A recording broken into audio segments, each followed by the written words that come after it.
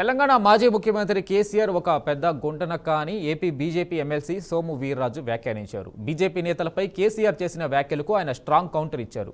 రాత్రిపూట నిద్రపోని ఊగిపోయే గుంటనక్క కేసీఆర్ అంటూ ఘాటు వ్యాఖ్యలు చేశారు. కొడుకు కూతురు మేనలుడి అభివృద్ధినే కేసీఆర్ కోరుకుంటారని ఆయన వ్యాఖ్యానించారు.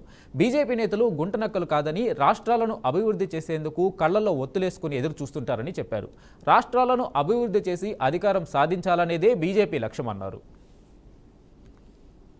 కేసీఆరే పెద్ద గుంట నక్క, రాత్రులు నిద్రపోనటువంటి నక్క, ఊగిపోతున్నటువంటి నక్క, గుంట నక్కే పెద్ద కేసీఆర్.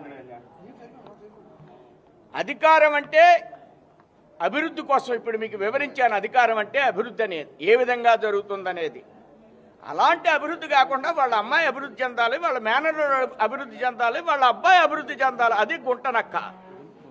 మేము కళ్ళల్లో ఒత్తులు పెట్టుకుని కాసు కూర్చుంటాం అభివృద్ధి చేయడం కోసం. ఆ రాష్ట్రంలో అభివృద్ధి చేస్తూ అధికారాన్ని సంపాదించాలనేటువంటిది భారతీయ జనతా పార్టీ యొక్క లక్ష్యం. దానికోసం ముందుకు వెళ్తాం. ఇందులో డోకా లేదు. నీలాంటి కళ్ళబొల్లి కబుర్లు చెప్పి ప్రజల్ని అట్రాక్ట్ చేస్తామని 10 సంవత్సరాలు నమ్మించావు. ఇంకా అలాంటి అవకాశం లేదు. ఇలాంటి మాటలను వెంటనే నిలుపుదల చేయాలని నేను డిమాండ్ చేస్తున్నా.